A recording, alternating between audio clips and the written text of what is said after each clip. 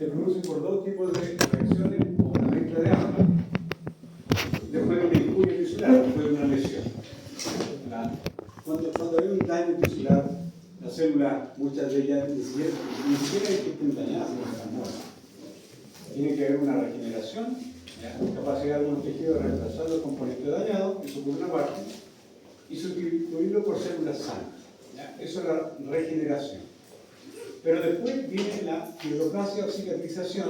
El tejido destruido es sustituido por tejido conjuntivo. Pero fíjense que aquí ocurre una cosa. Esta clase no la tuvimos, ¿cierto? No. Ya, para no estar ahí gastando energía y demás. Entonces tenemos la cicatrización. Todo este proceso está muy controlado por una célula que se llama fibroblasto, que es el que produce el colágeno tipo 3, colágeno tipo 1, pero tiene la capacidad de producir una cicatriz. Esa cicatriz se produce, pero esa cicatriz con el tiempo se tiene que remodelar. El mismo fibroblasto que hace esa cicatriz en base a colágeno tiene que remodelar ese tejido y destruir el exceso de colágeno. ¿Cómo destruirá ese exceso de colágeno? ¿Cómo lo hará? Con una enzima que se llama colagenasa. ¿Ya? De esa manera se destruye el exceso de colágeno que podría tener una cicatriz. ¿Ya? Lo vamos a ir viendo esto por pasos. Primero, la regeneración celular, como habíamos definido, es la proliferación de células, ¿ya? Y la formación de matriz extracelular para reemplazar la estructura dañada. Entonces, si yo tengo una herida en la piel, las células madres se van a multiplicar, se van a dividir y van a reemplazar esas células dañadas. Pero el tejido que está debajo del epitelio va a formar lo que corresponde a la matriz extracelular. Todo lo que está fuera de una célula. Aquí hablamos de fibra de colágeno, fibra elástica, todo lo que estudiamos en biología, ¿ya? Lo llamamos matriz extracelular, es parte de esta matriz reparadora. En mamíferos, los órganos completos y estructuras complejas, como normal, no se suelen regenerar tras una lesión. Solamente hay una regeneración porcentual de parte del tejido, pero no de una extremidad completa. En algunos otros animales, como la salamandra, por ejemplo, o lo que ocurre en los lagartijos, que le cortan una pata, una cola y sale de mano. Tejidos con elevada capacidad proliferativa se renuevan de forma constante. ¿Cuáles son los tejidos con alta capacidad proliferativa? Por ejemplo, la piel. ¿Ya? La piel son varias capas. Entonces, tenemos aquí una capa, ¿ya? El estrato basal, el estrato medio, el estrato superficial. Entonces, estas células que están acá se multiplican y empujan estas células del estrato medio hacia la superficie y esas se descapan en un empuje. Son aproximadamente 10 capas. Una célula de arriba de la piel. Esta célula que está en la base, hasta que llega arriba, pasan 20 días. La piel está en constante regeneración. ¿Ya? Las células, por ejemplo, del folículo piloso se están multiplicando. Por lo tanto, las células muertas siguen alargándose, se alarga el pelo, pero las células que están en el folículo también se están multiplicando. ¿Ya? Y se explica por qué el pelo crece 1 centímetro al mes, en promedio. ¿Ya? Las células del sistema digestivo también se replican y cada 8 días tenemos un epitelio nuevo en el intestino. ¿Ya? El tejido con elevada capacidad proliferativa entonces se renuevan de forma constante y pueden regenerarse tras una agresión siempre que no destruya la célula madre. Por ejemplo, un folículo piloso. Aquí hay un pelito, ahí, que quita el folículo piloso. Entonces, esto está en proliferación, en mitosis. Pero cuando hay, por ejemplo, quimioterapia, esta célula madre se destruye. Por lo tanto, el folículo, al estar destruido, el folículo piloso, el bulbo del pelo, el pelo finalmente cae. ¿Se fijan? Y por eso explica por qué la persona que hace quimioterapia queda el pelo. Células madre. Una célula madre o célula troncal son células que presentan gran capacidad de dividirse. Entran en mitosis. Entonces, una célula madre, ¿por qué entra en mitosis? Ustedes recuerdan por su clase de biología que el ADN está protegido. Está protegido por unas proteínas que se llaman, ¿cómo se llaman las proteínas que protegen el ADN? Histonas. Pero en una célula madre, como se está replicando el ADN, la histona no la está protegiendo y el ADN queda desnudo para copiarse. Entonces, ¿qué hace la quimioterapia, por ejemplo? Destruye a todas las células que tienen el ADN desnudo. Entre ellas, estas células madre de la piel, del folículo piloso, del intestino. O sea, células que se están replicando. ¿Por qué se destruyen esas células madre? Por la falta de protección que tienen al replicarse. Por lo tanto, una quimioterapia no solamente afecta a una célula tumoral que se está replicando todo el tiempo, sino que a nuestras propias células madre. ¿Captan? A ver, estas células madre son pluripotentes. Pueden originar activamente estas células de recambio. Presentan dos características fundamentales. Se autorrenuevan, o sea, cuando hay una célula madre, se copia y una de estas copias, una hija, sigue la diferenciación. Se hace más diferente. Pero la célula madre queda siempre como célula madre. Por lo tanto, esa fábrica puede seguir fabricando más células. ¿Captan? Célula madre. Las células madre son las células más indefensas que están en nuestro cuerpo. Por ejemplo, en este mismo ejemplo de la piel, las células madre están aquí, en la base. Por lo tanto, si llega una partícula de luz ultravioleta y atraviesa toda esta capa, va a dañar el ADN de esta célula madre. Y esos daños son acumulativos, lo que llamamos finalmente cáncer, por daño genético. ¿Ya? Capacidad de dividirse asimétricamente y dar lugar a dos células hijas, lo que hemos explicado, una de las cuales tiene la misma propiedad de la célula madre original. Por lo tanto, se mantiene como madre, la fábrica queda intacta. ¿Ya? Por ejemplo, lo que pasa a nivel testicular, que una célula madre que se llama espermatogonia se divide, pero queda como espermatogonia una y la otra se transforma finalmente en espermatozoide. ¿Ya? ¿Cuál de estas células se ve más afectada por la quimioterapia? ¿El espermatozoide o la célula madre? ¿Cuál creen ustedes? La célula madre. La célula madre. Porque como tiene el ADN desnudo, la quimioterapia entra ahí y el sujeto puede perder su fertilidad en una quimioterapia.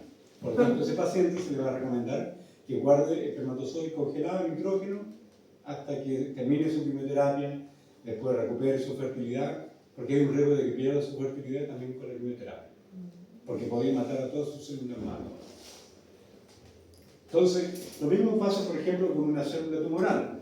Una célula tumoral no tiene la protección de la histona, porque ella no descansa. Siempre está con el ADN abierto para poder copiarlo y sacar una nueva célula. Y por eso la quimioterapia es tan efectiva. Bien, se diferencia. La mayoría de los tejidos del ser humano adulto posee una población resistente de células madres adultas. Perdón, resistente de células madres adultas. Todos los tejidos tienen células madres. Y eso explica por qué podemos recambiar las células que van envejeciendo.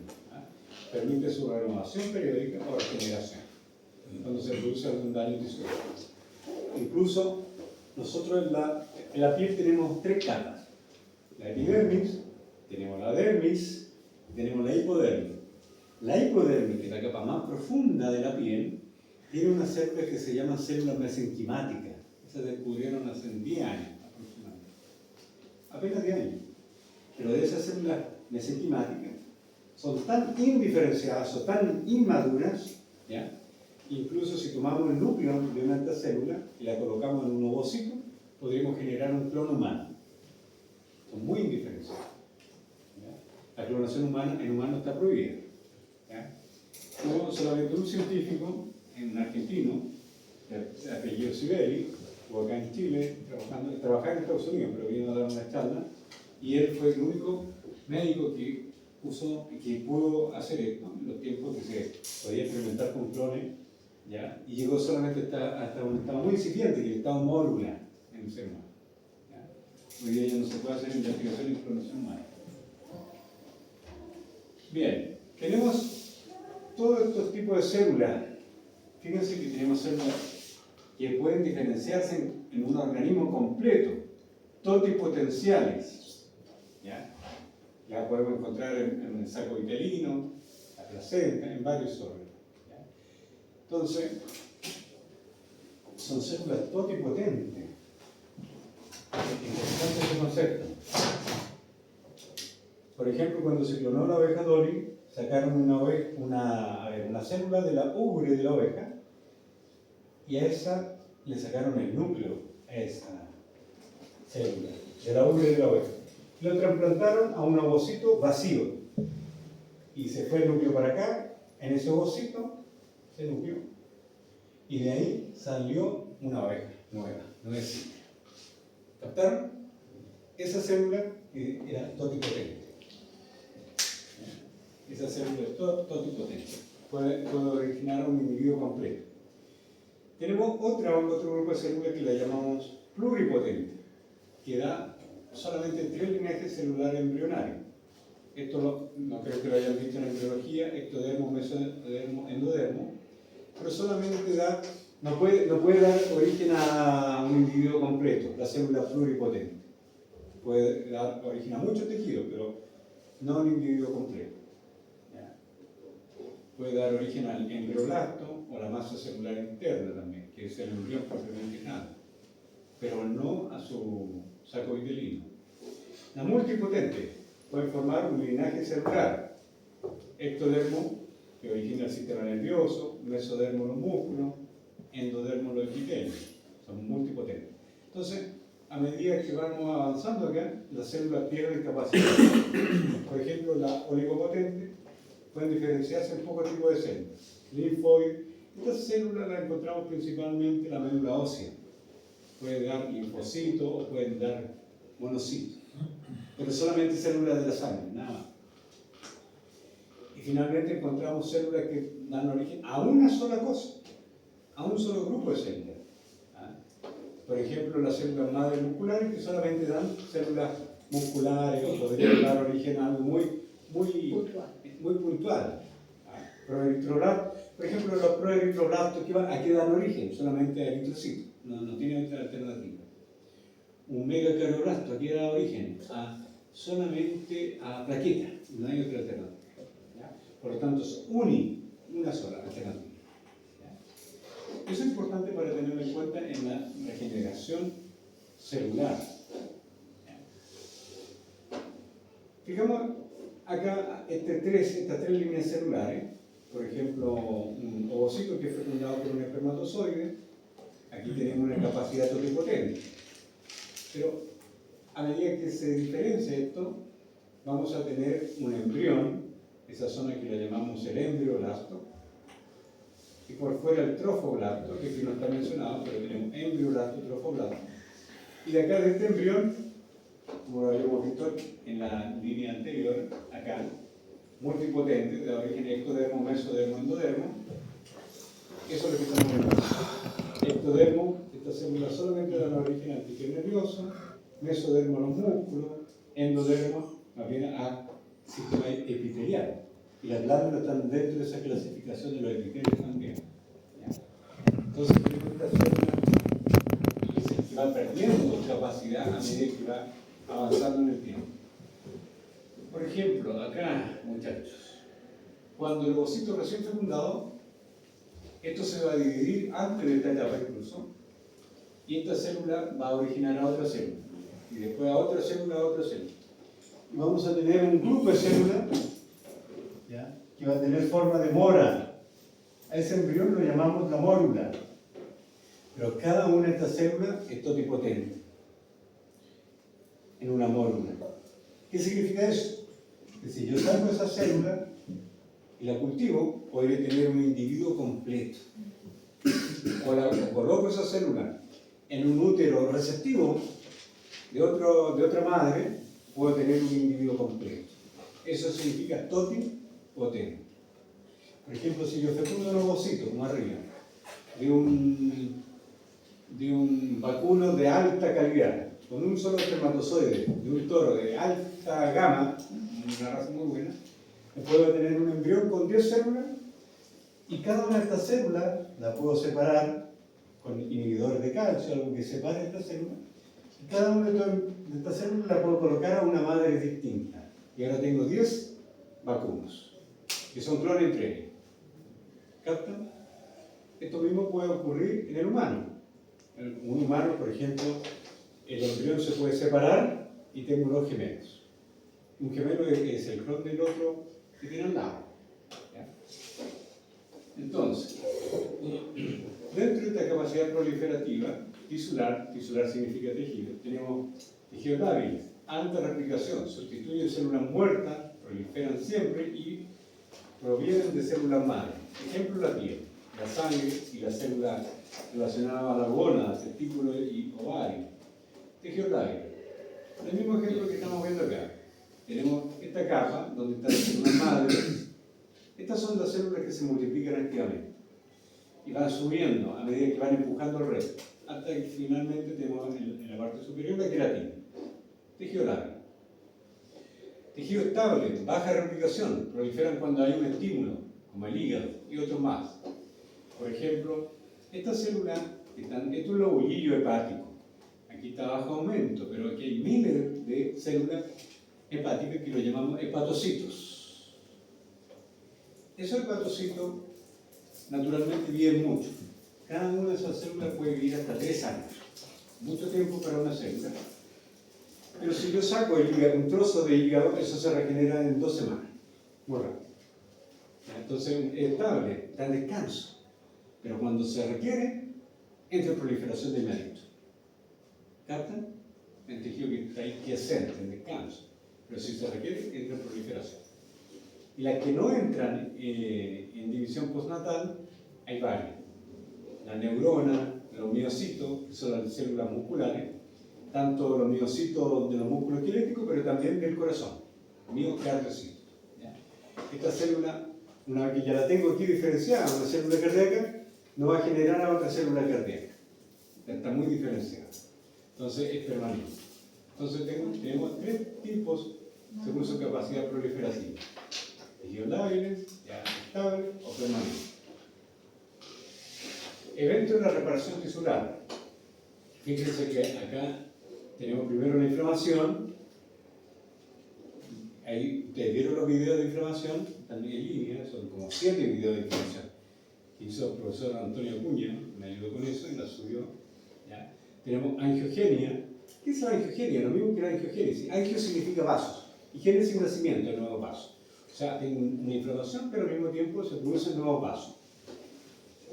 Migran los fibrocitos y se transforman en fibroblastos. Blastos son células activas. ¿Ya? ¿Y qué va a producir este fibroblasto? Fíjense que se hace más activo, aumenta la cantidad de mitocondria para tener más energía, aumenta los ribosomas. ¿Para qué? Para producir más proteínas. ¿Qué proteína? Matriz extracelular como el colágeno. Y ese nos va a reparar la piel o los tejidos dañados. Incluso los huesos.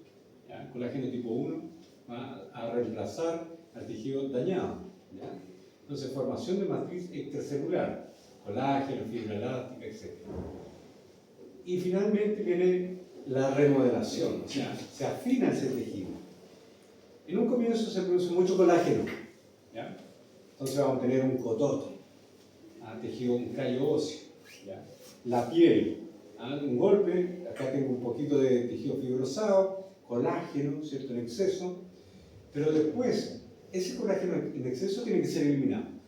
¿Cómo se elimina? Por una enzima que produce, esta misma célula que produce colágeno, que es la colagenasa. Y el exceso de colágeno que tengo aquí en una cicatriz es eliminado y ahora ni se nota esa cicatriz. ¿Captan, chiquillos? Entonces, eso es la remodelación del tejido conjuntivo. La angiogénesis ya saben qué significa. Entonces, la formación de nuevos vasos, a partir de vasos que ya existen en el lugar.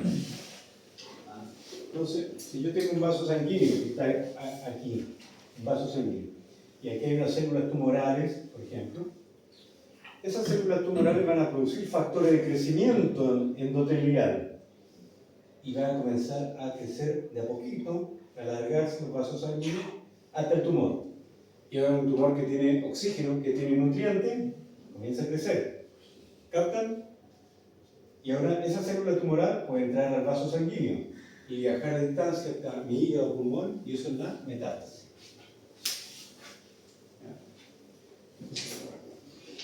Fundamental el proceso de reparación a angiogénesis.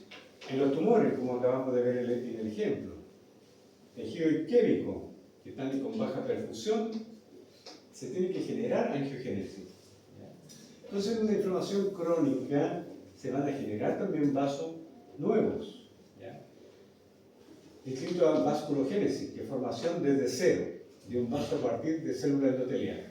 La vasculogénesis es distinta, porque la vasculogénesis se forman vasos, no de vasos preexistentes, sino que de donde no había. De cero, de células madre, no hay vasos. Entonces tenemos la vasculogénesis, esto es un buen ejemplo, con esto va a quedar bien. La vasculogénesis va a formar un vaso donde no lo había. En cambio, fíjense la angiogénesis, hay un vaso sanguíneo preexistente, normal. Pero ahora se hizo una ramita nueva, angiogénesis. Entonces los tumores pasan por estos dos procesos, por una proteína que tienen ellos. Nosotros igual no tenemos esta proteína, pero los tumores tienen mucho. El factor, la G de crecimiento, growth, crecimiento, endotelio vascular. Factor de crecimiento endotelio vascular.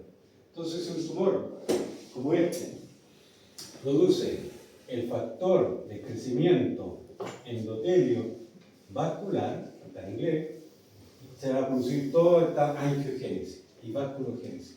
¿Dónde se produce vasculogénesis? En el tumor. Pero la angiogénesis viene de este vaso original hacia el tumor. Entonces el tumor puede producir vasos sanguíneos por esos dos mecanismos. Formando vasos sanguíneos donde no existen, vasculogénesis, y atrayendo una ramita de uno preexistente, angiogénesis. Fundamental es la reparación tisular. Esto es tejido conectivo, todo lo que estamos viendo acá. La célula más importante en la producción de matriz extracelular es el fibroblasto, porque produce toda la fibra y todo lo que hay en una matriz. También es importante el epitelio. La mi piel es un epitelio. Por lo tanto, también se va a multiplicar. Hay una interacción con el epitelio y con la matriz extracelular. Si la matriz extracelular no está intacta, vamos a tener cicatrices.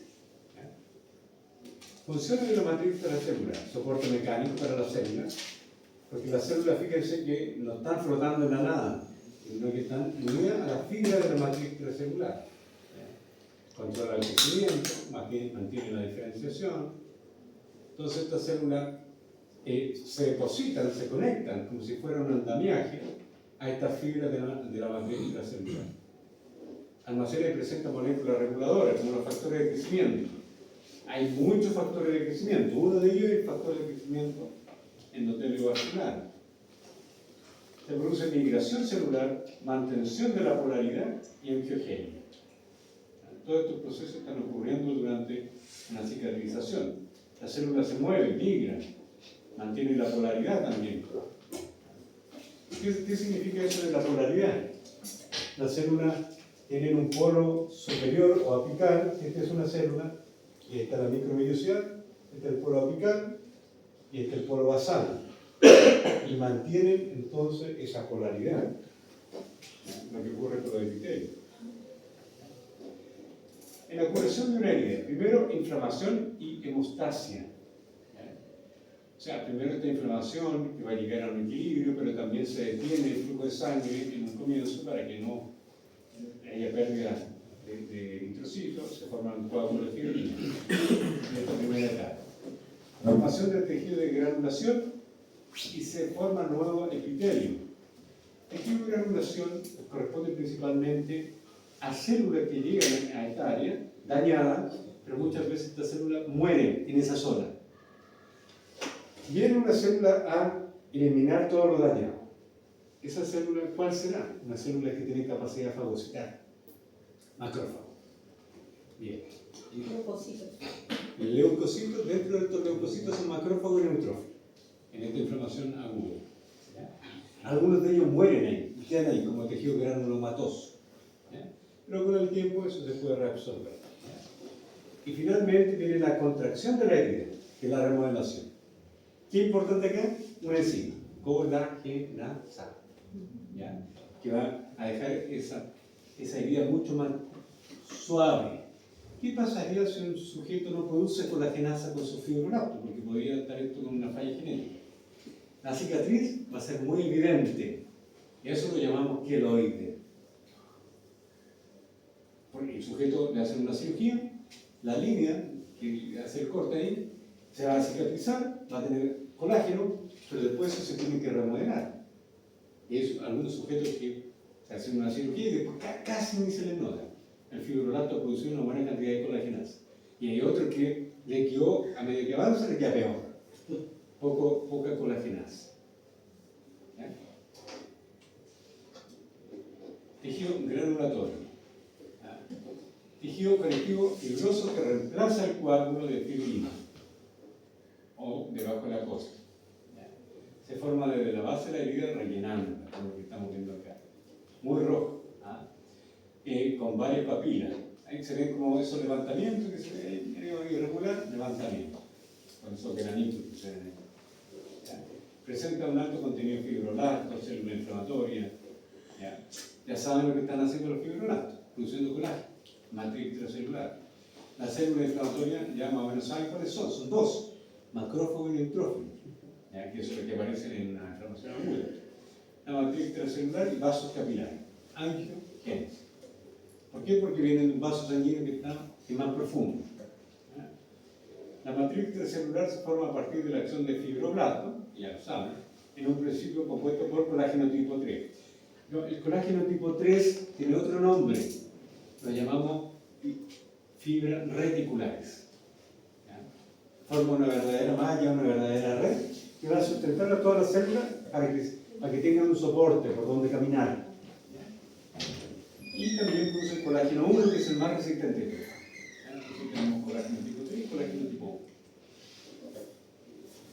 Ya, curación y tipos de heridas. Tenemos acá varias fases. Por primera intención, lo primero que va a ocurrir, tensión primaria. Sin mayor pérdida de tejido, son heridas limpias, como la herida quirúrgica, con navaja o vidrio. Fácil de acercar los bordes, se hace solamente un acercamiento. Ahí está. Esto de primera intención. Un cortecito se puede afrontar, en algunos casos ni siquiera se requiere puntos, sino que punto de acercamiento, no, superficial. Lo importante es que se acerque esta herida y queda perfecto. Por segunda intención, involucra pérdida de tejidos. Son heridas sucias, con abrasiones, heridas de segunda intención. Esta se recupera más lento. Por tercera intención son heridas que cicatrizan por segunda intención, en la que posteriormente se acercan los bordes. Entonces, son mucho más profundas también porque involucran, aquí tenemos un problema, porque aquí involucra la célula madre. Por lo tanto, aquí no hay célula madre y se tiene que afrontar esto. Son similares a lo que aparece con la segunda intención, pero con el acercamiento. Entonces, primera, segunda, tercera intención. Esto ahí con algún ejemplo. Un corte, eso por un vidrio, lo que ya sea, ¿sí? Sería limpio, lineal, un bisturí. La incisión causa solamente una pérdida de la estructura local, de la continuidad de la membrana basal, pero aquí el médico la acercó inmediatamente. Muerte de un número relativamente escaso celular del epitelio y del tejido conectivo, pero eso rápidamente se rellena. La herida se rellena con un coágulo fino, y al deshidratarse forma la contra y se acerca.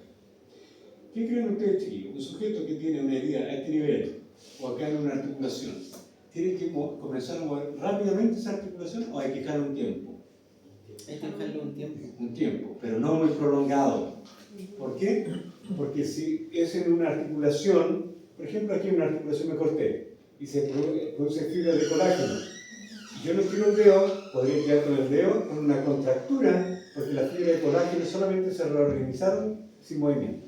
Entonces puedo quedar con incapacidad de una flexión, una retracción y una elongación. Va a tener una dificultad. Por lo tanto, muchas veces el médico va a darle ejercicio rápido al paciente. Que salga a trotar casi, rápidamente. Cuando son operaciones de cirugía de rodilla, rápidamente va a ir el quimio al segundo día, al tiro al tercer día, ya con los primeros movimientos. Por segunda intención, aquí les va a quedar más claro. Fíjense, una herida siniestra esta. Dijo, para esa está facilita. Se ve, ¿no? Pero esto, entonces la pérdida tisular más extensa. Siniestro. Aquí hubo un corte, pero aquí se perdió mucho tejido. ¿Ah? Absceso, úlceras, quemadura, reacción inflamatoria, estamos viendo ahí. ¿Ah? Hay necrosis, ¿ya? La reparación es más lenta, desarrollo abundante de tejido conectivo, pero fíjense, hay tejido granulatorio. ¿Eso qué son? Macrófagos muertos. Han fagocitado el tejido ahí, también muerto, y se genera la pus en algunos casos. La herida se contrae por acción de los miofibroblastos. Hay momento de la lesión, una respuesta vascular, en su punto máximo llega entre los 3 y 7 días, la coagulación es lo primero que ocurre. Para esto requerimos la acción de la plaqueta en los factores de la coagulación. ¿De dónde vienen los factores de la coagulación? De la sangre. ¿Pero qué órgano produce los factores de la coagulación? ¿El hígado? El hígado. Y si este sujeto tiene una cirrosis o tiene un cáncer hepático, va a tener también hemorragia. No hay factores de la coagulación. ¿Captan? Entonces, el sujeto que tenga una falla hepática va a tener una falla también en su coagulación. Un sujeto que tenga una hepatitis viral también podría tener falla en la coagulación. La inflamación es importante. Punto máximo a los 5 días, hasta 14 días, pero la inflamación aguda se puede, no digamos crónica, pero se mantiene por algunos días hasta que se estabilice la herida y se produce la cicatriz. Se forma nuevo tejido conectivo. ¿Qué célula es la responsable de esta formación del tejido conectivo? Hasta los 16 días, dice ahí, pero eso es muy variable. El fibroblasto. El fibroblasto es la célula que produce el tejido conectivo. El fibroblasto que está en dermis, si fuera la piel. Pero las células que están acá arriba son células epiteliales y esas se reparan también. Por lo tanto, están en esta otra categoría. Y finalmente la contracción. Pero la contracción del tejido conectivo, fíjense, al 4.º día, o sea, tenemos un máximo de 4 días para que este sujeto ya comience a hacer ejercicio. ¿Ya? Entonces, si un sujeto lo operan y de la rodilla, la parte dorsal o posterior de la rodilla, y no hace ejercicio rápidamente, va a tener problemas también para hacer flexión con esa rodilla. ¿Ya? Flexión y extensión. Factores que inciden en una reparación insuficiente. El tipo de herida, como vimos recién, la infección. Y aquí vemos que los que tienen muchos problemas son los diabéticos. ¿Por qué? Porque aquí se requieren factores de la coagulación, se requieren factores de crecimiento. Pero esos son proteínas. Y una proteína para que actúe tiene que ser una proteína que está correctamente glicosilada. Porque si tiene alguna molécula de glucosa adicional, va a ser muy lenta esta función. ¿Dónde está la herida? Distinto es si tengo una herida acá en la frente, que no muevo nunca la frente, o que estoy en la mano. ¿Ah? La localización es importante, una zona húmeda con respecto a una zona seca. Cuerpo extraño en la herida, se tiene que retirar, factores mecánicos, si hay mucho movimiento, ¿cierto? También influye negativamente en algunos casos, no en todos. Pero la nutrición es importante, principalmente estamos viendo acá vitamina C y zinc. ¿Por qué la vitamina C y el zinc son importantes? Porque la vitamina C es un cofactor enzimático para la producción de colágeno. Si no hay vitamina C, no hay colágeno. Si no hay colágeno, no hay reparación. ¿Ya? ¿Quién produce el colágeno? El fibroblasto. Metabólico, un sujeto que tiene diabetes, si está controlado no pasa nada. Está una cicatrización perfecta, no hay problema. Si está descompensado y tiene momentos de glicosilación, eso se une a las proteínas que tienen relación con la cicatrización, ¿ya? Y vamos a tener una cicatrización deficiente. ¿Cómo sabemos que el paciente es un diabético bien controlado? Por una prueba de laboratorio. ¿Cuál? Hemoglobina glicosilada. No nos sirve la glicemia, pero sí la hemoglobina glicosilada, porque la hemoglobina en un glóbulo rojo vive lo mismo que el glóbulo rojo, que son 100 días. Por lo tanto, me da el historial de ese paciente de sus últimos 100 días. Si tiene buena circulación, si no hay tejido isquémico, con falta de oxígeno. Entonces, y la hormona.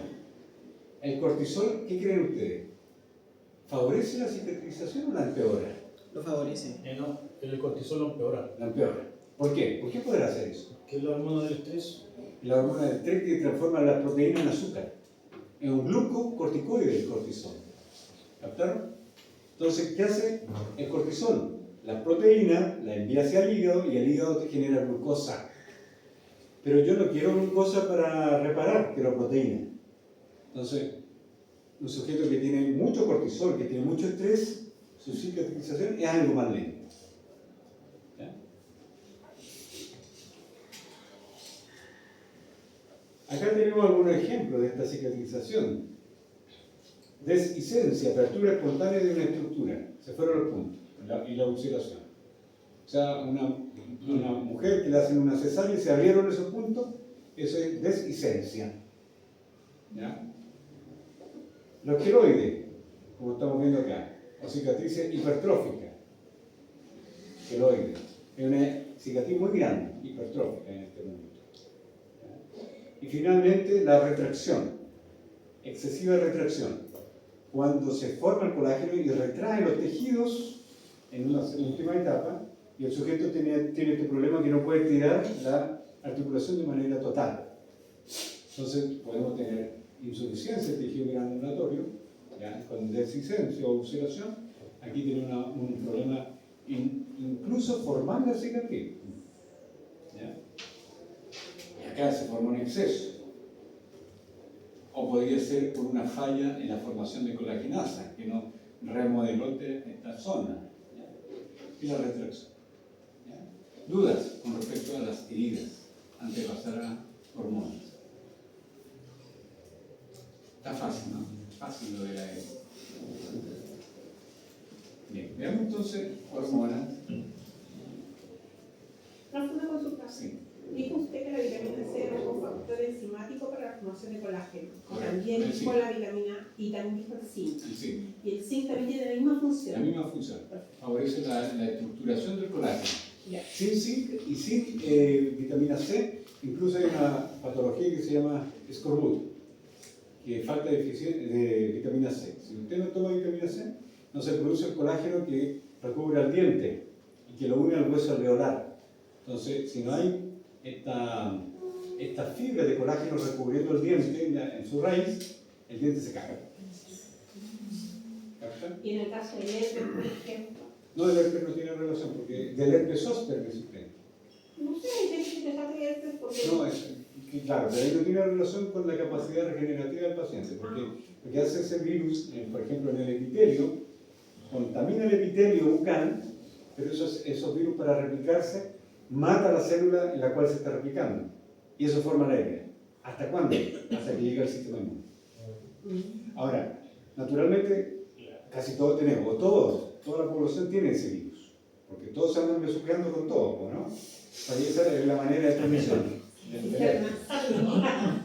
Pero usted entra en un periodo de estrés o en un periodo de exámenes de prueba y su sistema inmune cae, el herpes que está dentro de su célula epitelial de su boca se comienza a prolifera tanto que ya la célula tiene tantos virus que explotan y se contagia a las células que tiene alrededor y todas comienzan a explotar y se forma una herida. Ahora hay tantos de estos virus dando vuelta y muchos de esos virus son captados por el sistema leucocitario. Hay células que se llaman presentadores de antígenos que los toman y le presentan esos antígenos a los linfocitos T, y ahora los linfocitos T se multiplican junto con los B, hacen un ejército y van en masa a destruir esos virus que están en la boca, y ahora se comienza a recuperar hasta el siguiente periodo de estrés. O sea, cualquiera puede desarrollar herpes. Sí, cualquiera. Excepto los que están operados en nervios, porque eso no tiene.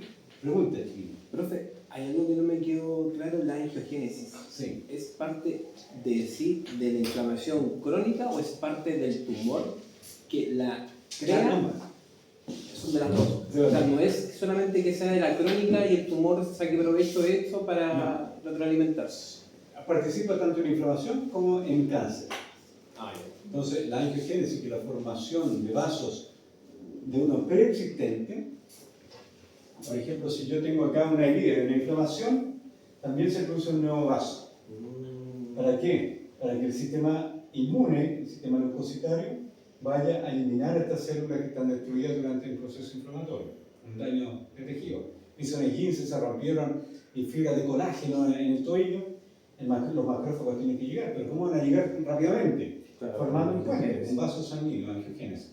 Y eso también va a producir que se libere, como estos son vasos tan tenues, tan delgaditos, se escapa agua. Al escaparse agua tenemos edema, y ahora tengo el pie y el tobillo hinchado. Y lo mismo ocurre con un tumor. El tumor va a producir factores de crecimiento endotelial vascular para que ahí se produce un forado y se produce un nuevo vasito sanguíneo a partir de uno inicial, igual como si ocurriese en la inflamación. Igual un arma doble filo, igual entonces. ¿Cómo? Pues igual es un arma doble filo, igual. Sí y no, porque en el caso de la cicatrización y reparación no necesitamos, Claro. pero en el caso del tumor justamente los fármacos lo que hacen es bloquear este paso. Hay quimioterapias que destruyen o impiden la proliferación de nuevos vasos sanguíneos, no solamente la proliferación de la célula tumoral. Porque fíjense que para que se produzca nueva célula acá, tiene que entrar en proliferación. Para que entre en proliferación, su ADN tiene que estar desnudo. La quimioterapia va a atacar eso. Hay algunos tejidos en nuestro cuerpo que no tienen vasos sanguíneos, como el cartílago. No tiene vasos sanguíneos el cartílago. Entonces los chinos descubrieron que el cartílago, la cápsula de cartílago del paciente con cáncer, baja la probabilidad de metástasis. El cartílago de tiburón, dicen, pero sirve cualquier cartílago. No, aquí hay que buscar un tiburón para eso. ¿Ah? Es para hacerlo más caro, ¿no? Veamos lo que corresponde a la clase 7 y la 6. ¿Dónde está la 6? Acá, estoy surgiendo aquí. Entonces, ustedes me dicen que esta clase, ¿vieron algo de esta clase? Sí. Ya, tienen que decirme hasta qué lámina. No, es que no lo vimos con su diapo, porque esa fue la primera clase de la profe, ella con su propia idea. Ya. Entonces, ¿lo hacemos toda de nuevo o qué? A ver, No creo que la pasó. no sé si la vimos. Sí, va a tener. Es que hemos visto varias Yo clases. hemos visto varias cosas. del sistema ¿Hay clase endocrino. endocrino? Sí, hemos tenido bastante. Estamos súper enredados. Va a quemar. No es que esta es corta, llega hasta la 36. Porque después ya hay otra. Ah, no, hay No, esta es la profe. larga, sí. Lo que pasa es que lo que está marcado con una rayita es porque son redundantes, ¿no? Lo que puedo hacer es muy rápido y usted me dice cuando baje la velocidad. Y vemos todo desde la primera. Rápido, y cuando ya usted entre en apoptosis y en recreo, y a la vuelta va a ¿Ya están en apoptosis? Sí. Pero vamos a ver información que ustedes ya deberían conocer por la tuya.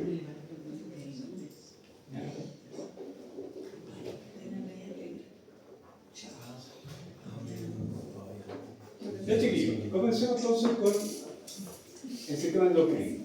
El sistema endocrino es todo lo relacionado a la glándula y a la hormona. Por lo tanto, un eje principal del sistema endocrino es esta glándula que está debajo del tálamo. Como está debajo del tálamo, lo llamamos hipotálamo. Hipo significa abajo de. Entonces tenemos el hipotálamo con su neurona, porque el tejido nervioso va a regular a esta glándula que es la gran orquestadora de todo el sistema, que es la hipófisis. Pero la hipófisis tiene dos zonas. Una adenohipófisis, que además produce también hormona, y una neuro, que no produce, sino que solamente almacena. Dos hormonas almacenan, la oxitocina y la antidiurética. Nada más. La almacena. Fíjense que la neurohipófisis almacena hormonas, pero la productora de la hormona de la neurohipófisis está acá arriba, en el hipotálamo. Está la neurona produciendo hormonas como la oxitocina y la antidiurética y baja por el axón y aquí se almacena para cuando la necesite liberar. Entonces, tenemos el hipotálamo con su neurona, se comunica y está liberando factores también hormonales hacia, en este caso, adenohipófisis. Un ejemplo de eso podría ser la hormona TRH. ¿Qué significa eso? La H de hormona, la R, release, liberar, tirotrofina. Entonces, si seguimos ese ejemplo, el hipotálamo produce TRH, que actúa sobre la hipófisis. ¿Qué libera la hipófisis? Una hormona estimulante. La T, S de estimulante, y L, H. ¿Qué hormona? Hormona estimulante de la tiroides. Se libera y va a ir hacia la tiroides. Y la tiroides produce hormona tiroidea, obvio, no va a ser pancreática, tiroidea, ¿cierto? Fácil, la técnica fácil. Sí. Lo voy a repetir con otra imagen. Ahí está lo que corresponde al hipotálamo, son neuronas, sus axones, ¿cierto? Entonces, acá, por ejemplo, podría estar produciendo, ¿qué otra hormona? CRH. Y esa CRH, hormona liberadora de corticotrofina, CRH, va a actuar sobre la adenohipófisis, produciendo ACTH, la hormona adenocorticotrófica. Va a salir de acá y va a ir hacia la suprarrenal para producir cortisol. Se fijan, va encadenado. Para el ejemplo de la TRH era lo mismo, porque TRH acá, después TSH ahí, y después la TSH iría hacia la tiroides responde como sabe responder, con una hormona de 3 y 4. Eso es el origen embrionario, no nos interesa, pero solamente la hipófisis para que sepan que hay una parte que es el ectodermo y el endodermo y explica las dos zonas de la glándula hipofisiaria. Chaya nomás. Esta es la neurohipófisis y esto de acá es la adenohipófisis. En la adenohipófisis la célula produce sustancias, pero en la neuro no. Solamente se almacena.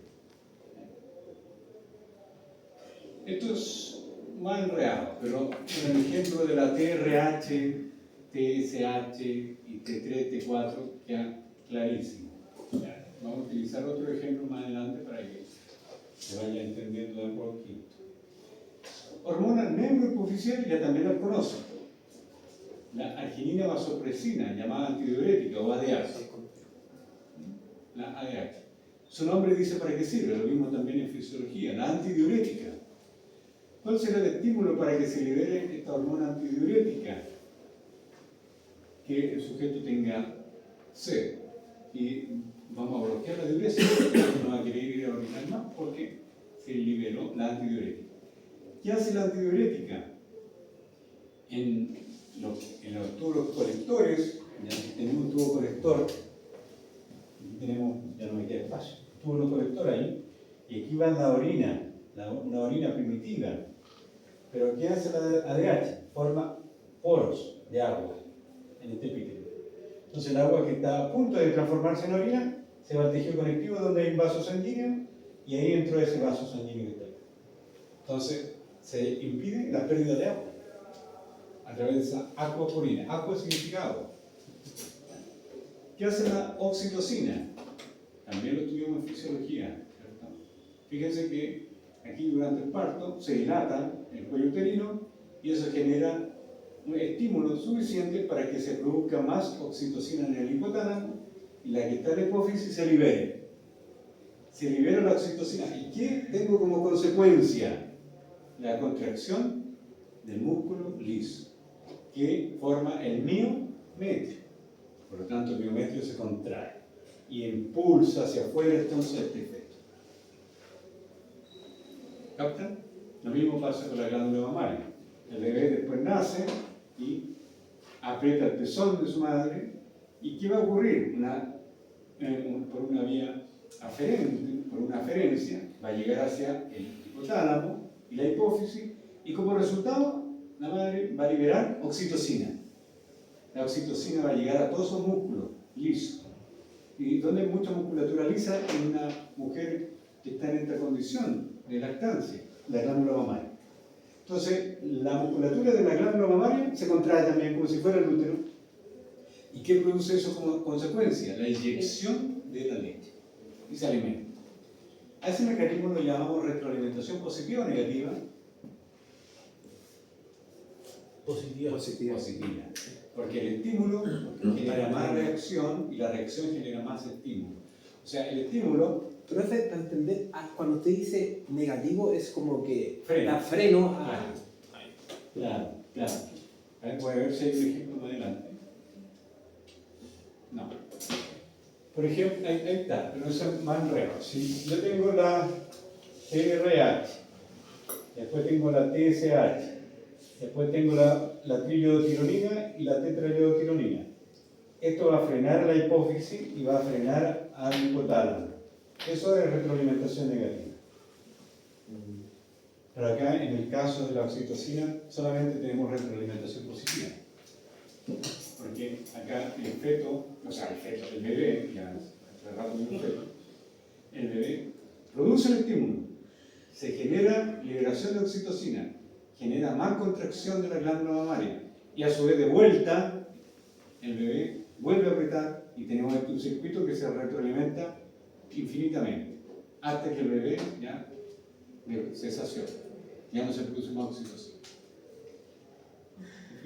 En la industria de la leche, por ejemplo, a una vaca le colocan una pezonera, la aprietan y ¿qué va a generar eso? Oxitocina en su hipotálamo y la hipófisis lo libera. Y de vuelta, ¿qué va a ocurrir? Se contrae la glándula mamaria. ¿Y qué va a pasar con eso? Se empieza a vaciar la ubre. Tenemos leche a 1200 pesos el litro. ¿Captan? Y acá tenemos alguna hormona adenohipoficial. La prolactina, desarrollo de la glándula mamaria durante la gestación. TSH, producción de hormona tiroidea. ACTH, estimula la corteza adrenal para producir cortisol. Acá tenemos la hormona de crecimiento. La hormona de crecimiento que es hipoficiaria, pero estimula también al hígado a que produzca el factor de crecimiento insulínico tipo 1, que es un factor de proliferación celular. Por lo tanto, genera crecimiento. Esta es la hormona del crecimiento. La hormona folículo estimulante, el nombre dice lo que va a hacer: estimular al folículo para que crezca. Y la hormona luteinizante va a formar el cuerpo lúteo. ¿Por qué es importante el cuerpo lúteo? ¿Qué genera en una mujer el cuerpo lúteo? ¿Qué produce el cuerpo lúteo? ¿Qué hace el cuerpo lúteo? En el hombre, para como las características masculinas, como la voz, la barba. Claro, pero el cuerpo lúteo estimula una célula del testículo para que produzca testosterona. Esa es su función. Eso hace la LH en el hombre. En el hombre, la misma hipófisis produce LH, la misma que en la mujer. Pero la LH actúa sobre la célula testicular para que se produzca testosterona y todo lo que dijo su compañero. En cambio, en la mujer, la LH de la hipófisis, ¿qué está produciendo? Aquí, la formación del cuerpo lúteo. Pero en la mujer produce algo distinto. Produce una hormona que favorece la gestación, y la progesterona. Tiene una función distinta, pero relacionada también, ¿cierto?, a la fertilidad. ¿Qué células encontramos acá? Somatotropas, hormona del crecimiento, lactotropas. Así vamos a llamar a las células de la hipófisis. La A significa que son acidófilas, que son rosaditas, rojitas. Y la B significa que son basófilas, que son azules, que son oscuras. Que son esa, por ejemplo, es una basófila, esa. Pero hay distintos tipos de células en una hipófisis. Cada una va a secretar algo diferente. ¿Ya? Solo aquí. No lo vamos a explicar todo porque esto es muy engorroso. Pero esta es muy buena porque acá vemos que el hipotálamo produce esta hormona liberadora de tirotrofina que actúa sobre la adenohipófisis para producir TSH y la tiroides produce hormona tiroidea. Dentro de esta hormona tiroidea tenemos dos que se liberan en la sangre, la T3 y la T4. ¿Cuál de ellas la activa? T4. No, T3. T4 se libera, pero no tiene mucha actividad. Pero una vez que pasa por el riñón y por el hígado y por el cerebro, le quita un átomo de yodo y de T4 pasa a T3. Y ahora ese sí es activo. ¿Ya? No, este sí es triple, pero lo mismo. Es lo mismo. Funciones. ¿Para qué sirve el cortisol? ¿Qué hace el cortisol? La almohada del ¿Cuándo se activa? ¿Ah? Cuando estamos en situaciones de peligro. De peligro, ¿cierto? En el estrés crónico. Por lo tanto, un cortisol. Si hay una deficiencia de cortisol, ¿por qué podría haber una deficiencia de cortisol? Porque la hipófisis está produciendo poco ACTH. Entonces, si hay poco ACTH, bueno, esta es la hormona que estimula la glándula suprarrenal para que produzca cortisol. Pero si hay poco ACTH, el paciente cae en esta condición: hipoglicemia, presión arterial baja, hiponatremia, hipercalemia. ¿Por qué está ocurriendo eso? Fíjense que el cortisol lo llamamos también glucocorticoide, pero si está bajo, ¿qué pasa con la glucosa? También cae. Podríamos tener hipoglicemia. Un paciente que tiene una deficiencia de TSH, la S es de estimular siempre. ¿Ya? Acá la tiroides, una hormona que estimula la tiroides. Un hipotiroidismo va a tener esta hormona que controla el metabolismo, va a estar muy bajito. Por lo tanto, todo anda lento, con letargia. ¿Qué significa bradicardia? Bradi, bajo, ¿cierto? Disminuido. Cardio, corazón. Por lo tanto, la frecuencia cardíaca va a estar por debajo de los 60 latidos por minuto. Va a tener poca función mitocondrial, por lo tanto genera poco calor. Pero fíjense que este sujeto come, a lo mejor come muy poco, come 2 galletas al día, pero como no las transforma en energía, porque tiene hipotiroidismo, la transforma en grasa, la almacena. FSH y LH. Bueno, esto lo conversamos recién. Si están disminuidas, vamos a tener un hipogonadismo. Las gónadas están funcionando bajitos. Porque ¿quién controla la gónada, testículo de ovario? Estas hormonas que vienen de la hipófisis. ¿Qué es en la mujer la FSH? El crecimiento del folículo. Y la LH, el crecimiento del cuerpo lúteo que produce progesterona. ¿Ya? En el hombre, la LH, ¿qué hace? Favorece la formación de testosterona en el testículo. La FSH estimula la célula madre de la espermatogonia, la que produce el espermatozoide. ¿Ya? Entonces tenemos un hipogonadismo. ¿Ya? La prolactina, hormona polipeptídica sintetizada y secretada en la célula lactotrófica.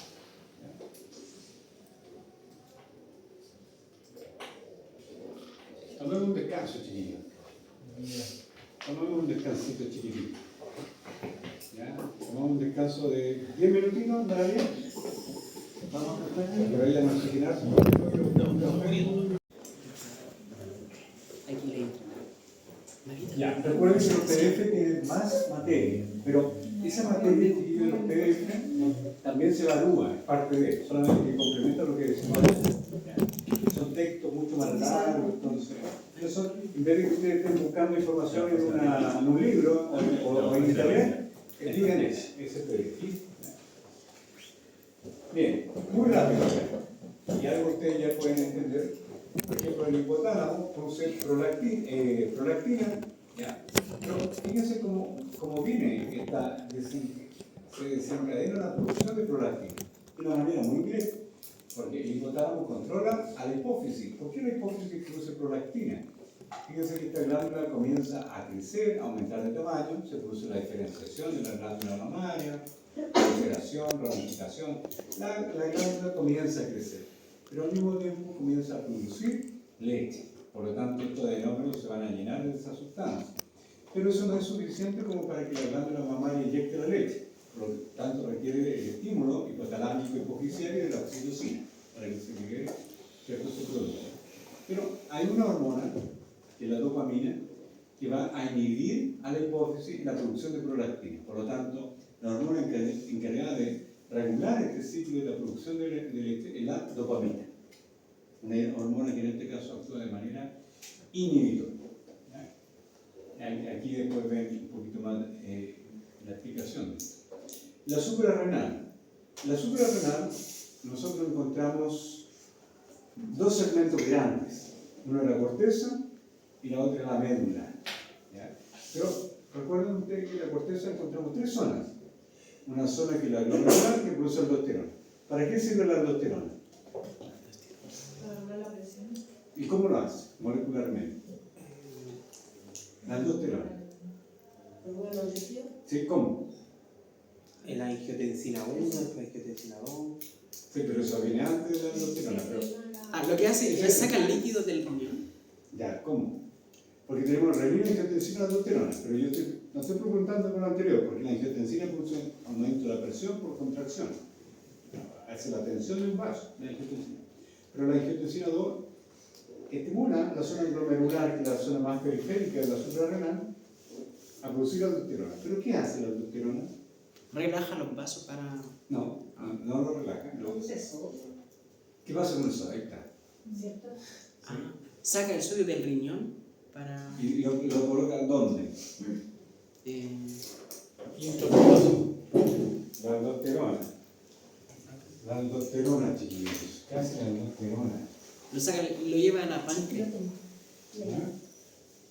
La aldosterona va a producir algo en los túbulos renales, específicamente en el túbulo distal y en el tubo colector. La aldosterona. Un punto para el primer control que vamos a tener. ¿Qué produce? ¿Qué hace la aldosterona? Ya no saben, entonces lo voy a explicar. Este es un tubo colector. Aquí se está produciendo orina. Pero ¿qué hace la aldosterona? Estimula estas células que están aquí en la pared del colector y del distal a que recapture sodio. Y el sodio lo mete de vuelta hacia un vaso sanguíneo. Pero el sodio viaja con cloro. Y al mismo tiempo va a arrastrar sodio, cloro y agua. Esto lo vimos en fisiología. ¿Captaron? Entonces la aldosterona aumenta los receptores de sodio con carga positiva. Se reabsorbe sodio, pero tiene carga positiva que se neutraliza con cloro y el cloruro de sodio atrapa el agua y entra agua también. Casi, ¿eh? Pero la aldosterona, la función que hace es retención de sodio. Y eso trae consecuencias, el cloro y agua.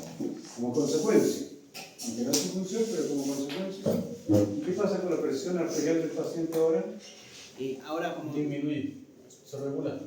¿Pero disminuye? ¿Entra más sodio en la sangre? Aumenta. Porque entra más sodio y también está entrando más agua. Entonces la presión aumenta.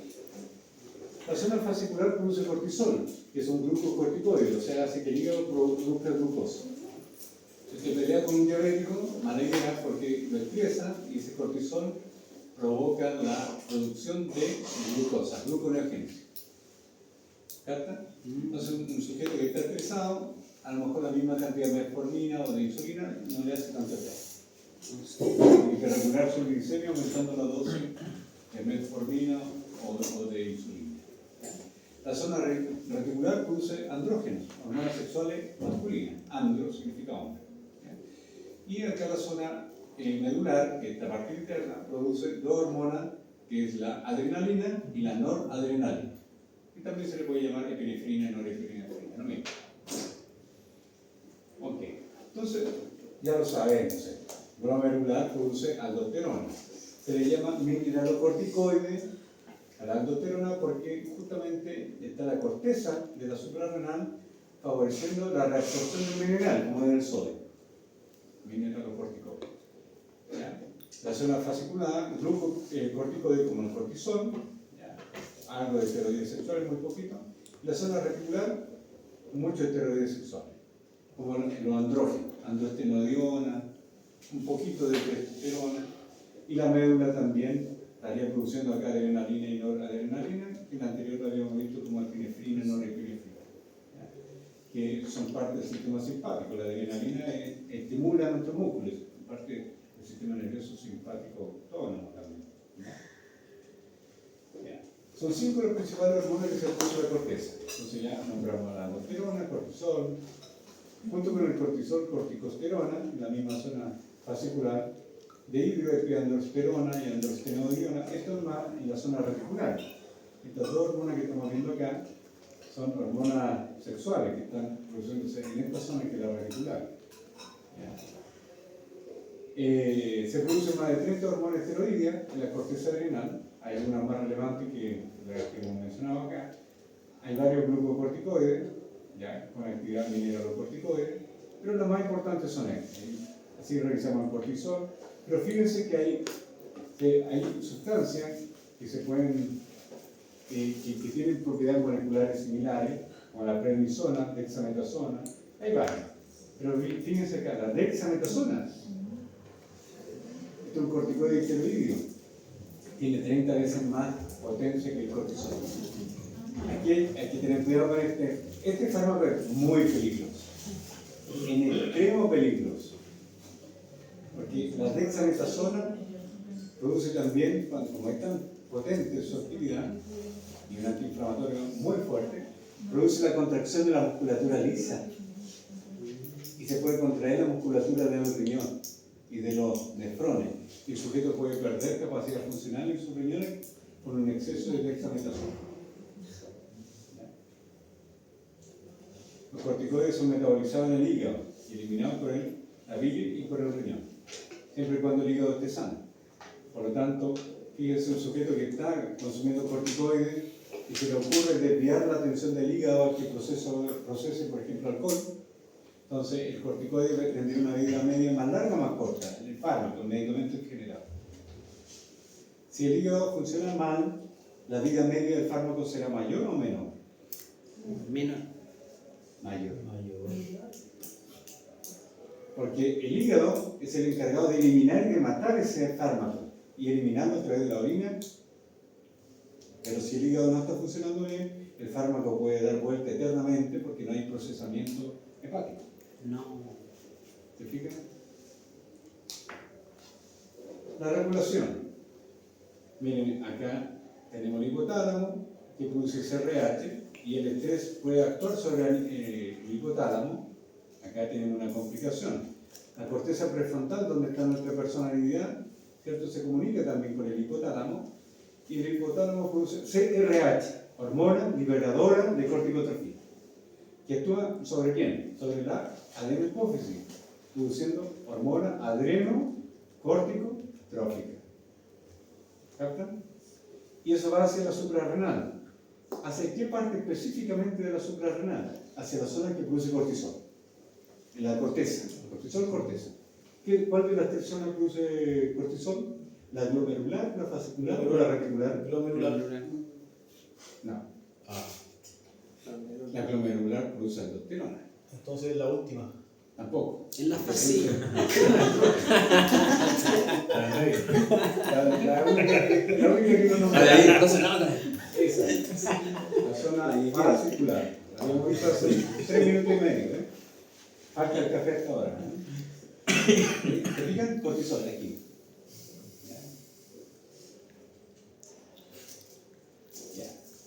La corteza suprarrenal entonces secreta un grupo de hormonas denominadas corticosteroides, sintetizada a partir de colesterol.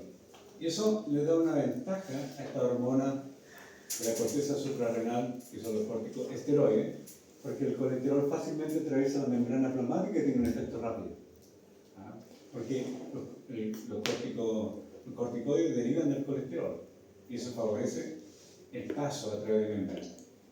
La médula suprarrenal secreta catecolamina a la circulación sanguínea como adrenalina, un 80% de adrenalina y un 20% noradrenalina. La corteza existe en 3 zonas y esta ya la estudié. Dudas, chiquillos, con respecto a algunos de estos puntos.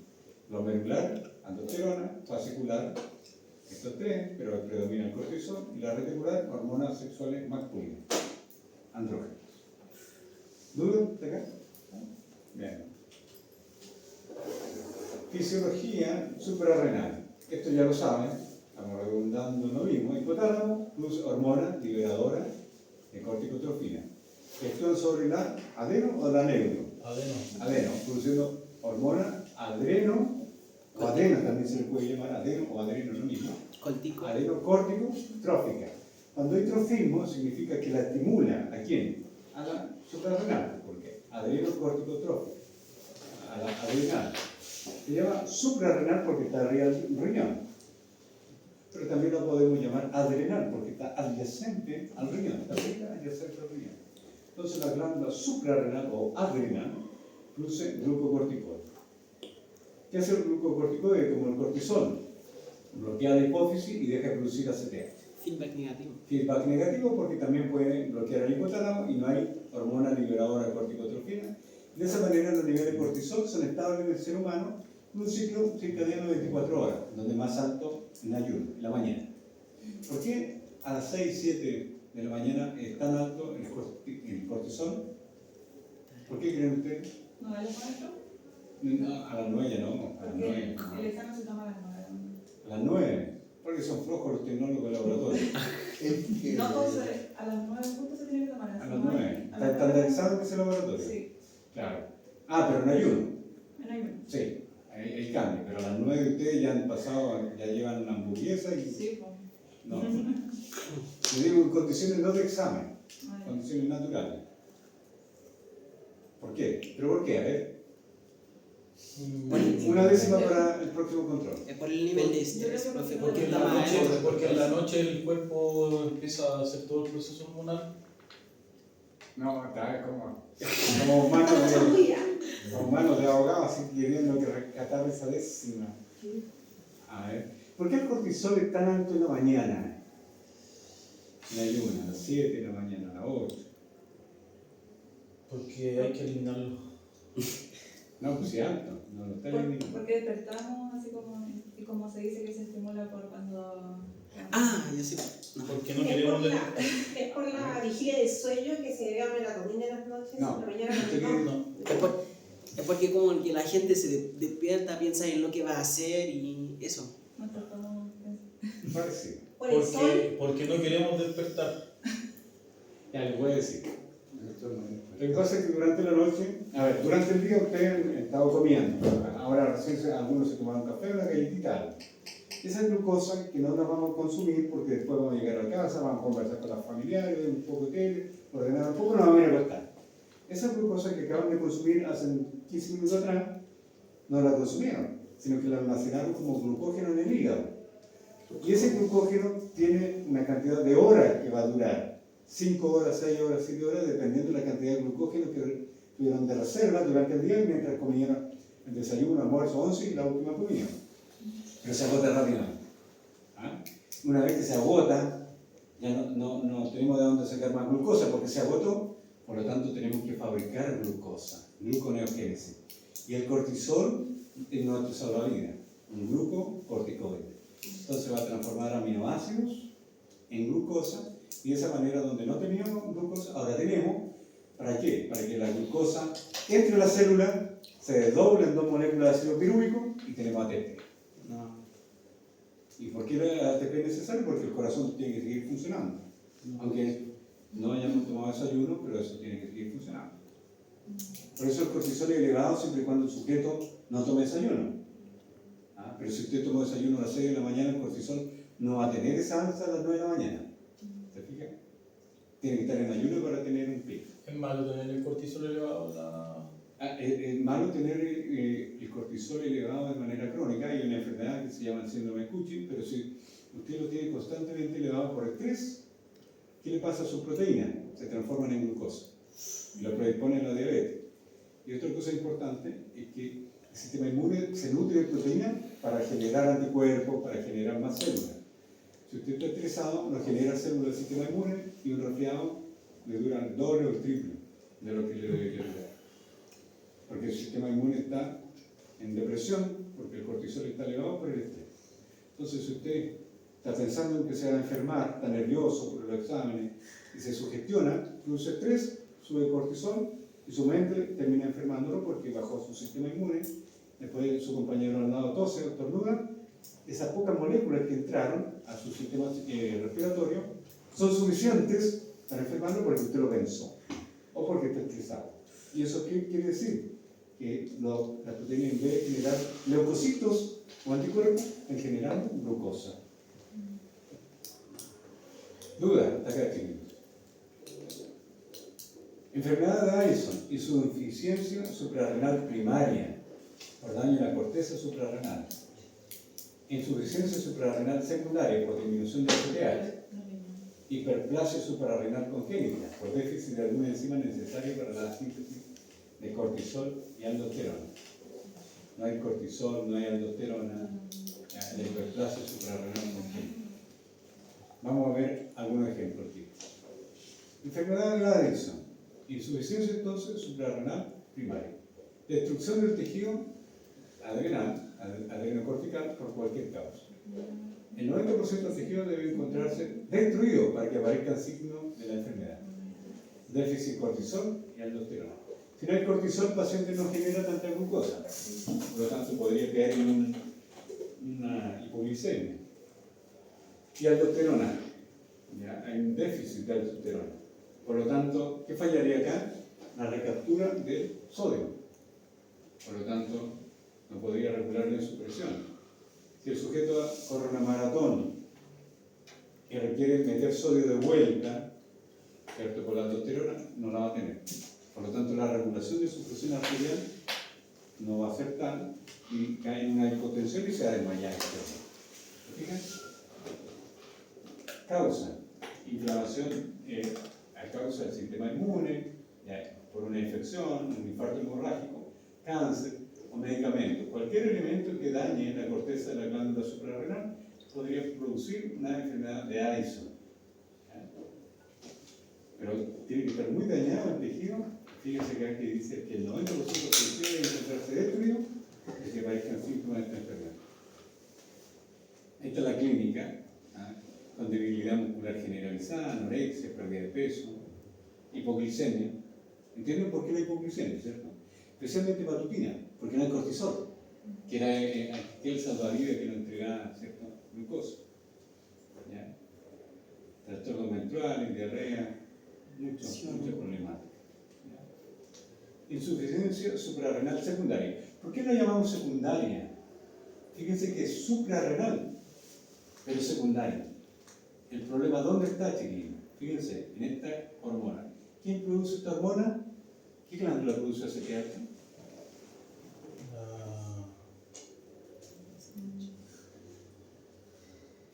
Se lo dije hace 10 minutos. ACTH. La hipófisis. Entonces, cuando hay una falla hipoficial es secundaria, siempre, por ley. Para todos los casos clínicos de cualquier patología. Y así es secundario y hipófisis. Entonces, si dice ahí secundario y le pregunto quién produce eso, no hay otra alternativa que la hipófisis. Si fuera terciario, ¿cuál sería la glándula?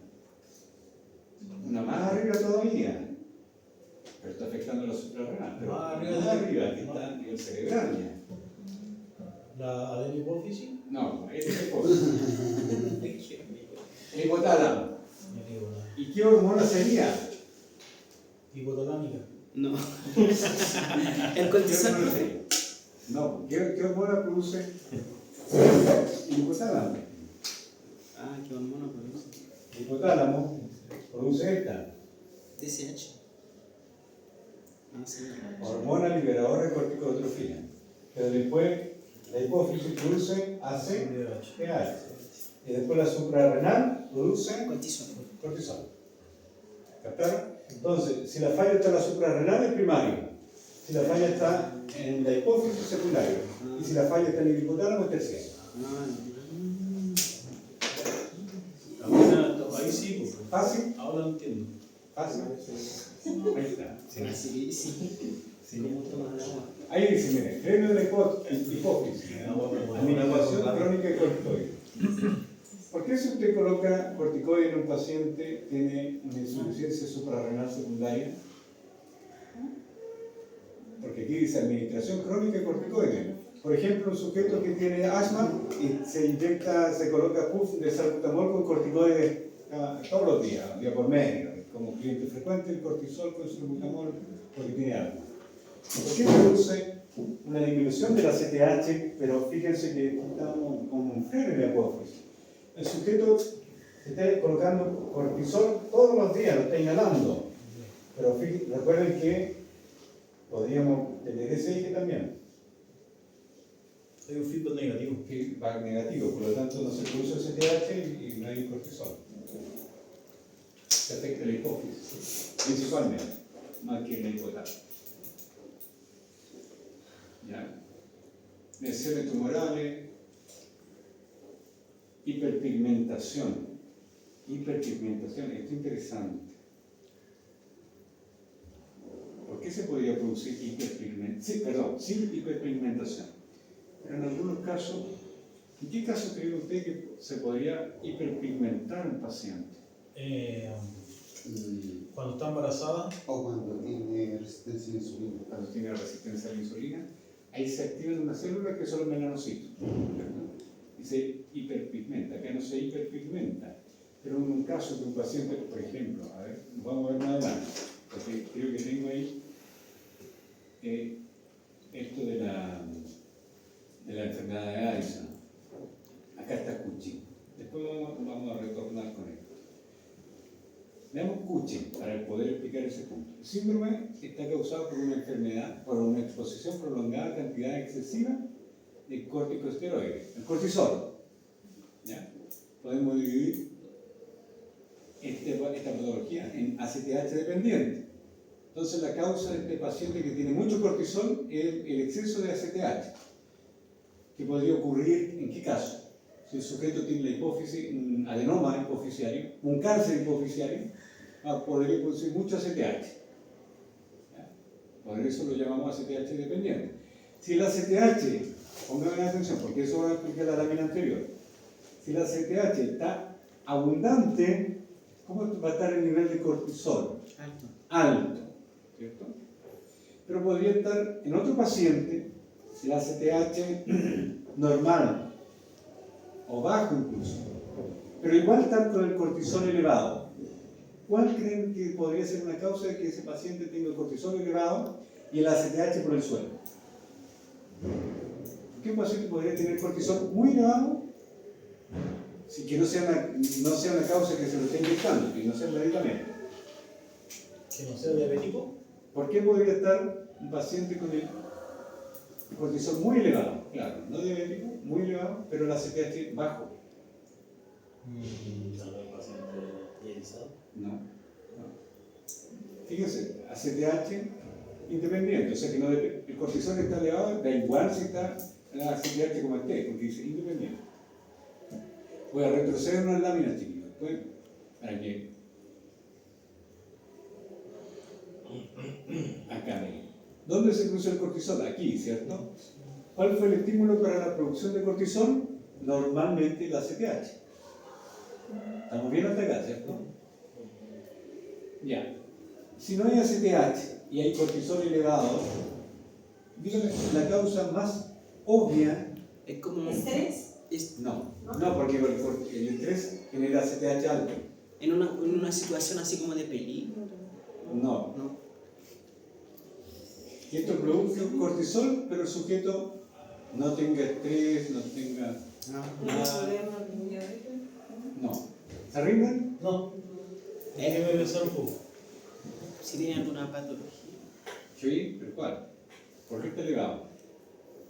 Y el ACTH está bajo, ¿ah? No está el estímulo para elevar el cortisol. Parece un síndrome de Cushing. Sí, hay un tipo de Cushing que usa con eso, pero ¿por qué? ¿Se rinden? ¿Ríndase? No. Ganamos el punto, sí o sí. Ya, un 7 en el próximo control. Por un cáncer, chiquillo, o una hiperplasia en esta zona. Iba a decir por falla celular. Entonces, fíjense, si esta zona se multiplica en exceso, naturalmente podría producir también una cantidad de cortisol muy alta. Toma autonomía este órgano. ¿Captan?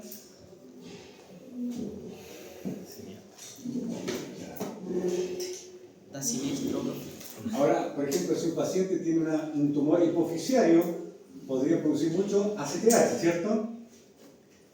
¿Me siguen, no? O ya están en apoptosis. Si estamos con un tumor en la hipófisis, mucho ACTH. Ahora el ACTH va a impactar acá, ¿cierto? Ahí. ¿Qué va a producir? Cortisol. Y ese es un síndrome de Cushing, secundario o primario o terciario. Es secundario. Secundario, porque fue la hipófisis la culpable. Sí. Pero la ACTH, que se está produciendo en la hipófisis, actúa sobre los melanocitos y también lo activa. Y el paciente se hiperpigmenta. Porque por un exceso de ACTH. Entonces el paciente tiene, al tener la ACTH elevada, porque está liberando mucho de la hipófisis, se hiperpigmenta su piel, pero además produce mucho cortisol. Síndrome de Cushing con hiperpigmentación en la piel. ¿Cómo estamos, chiquillos? Estamos en la hora. Estamos en la hora. Estamos en la hora. Los dejo hasta aquí nomás. ¿Tienes una preguntita, profe? A ver, ¿tienes una pregunta por un punto para el control? Sí, pero que sea fácil. Sí. ¿Cómo se llama? No. A Luis. Luis, me llamo Luis. Ya, una pregunta fácil, chiquillos, una pregunta fácil. El primero que levanta la mano la responde. No. Y si responde mal, le resto el punto. ¿Por qué un paciente que tiene cortisol elevado en el síndrome de Cushing puede tener osteoporosis?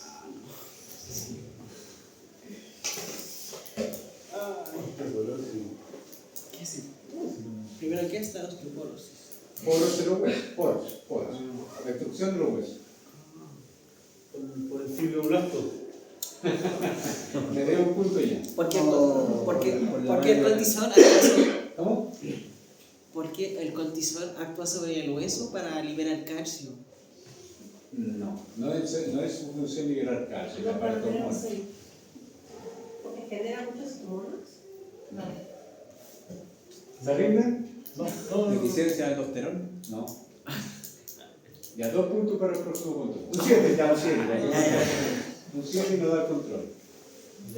Ya. ¿Por qué produce osteoporosis? ¿Por qué produce osteoporosis?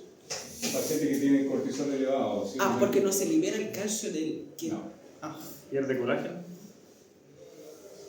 Porque libera muchos... No, yo no he visto una mano arriba. Por la bomba. A ver. ¿Pierde colágeno? Lleva 0,00000. Pero sigue el hilo. Porque yo con el inicio de la osteoporosis. Pero ¿qué pasa con el colágeno? ¿Por qué pierde colágeno? ¿Por exceso de cortisol? Sí, pero ¿qué pasa? Por la colagenasa. Porque No se libera. Porque No no se puede libera. absorber. Porque no puede absorber. ¿Por qué no se libera? Estamos casi. Porque Sí, no- por eso. ¿O para qué se pierde el colágeno? Ya, con eso le estoy diciendo. No. Y ahí le digo. Como para contrarrestar el aumento de cortisol. El colágeno se rompe por el cortisol, pero va al hígado para formar, delante le dije, glucosa. Entonces, al perder colágeno, el hueso es puro colágeno 1 y 5. Y ahí sobre el colágeno 1 se deposita el calcio. Si se rompe este colágeno, se queda un poro. No. Gracias, profe, por el paso. Esta pregunta, ya, vean la clase, porque está Profe, punto para los que vinieron hoy día, ¿o no? No. La gracia es aprender y venir, me están pagando.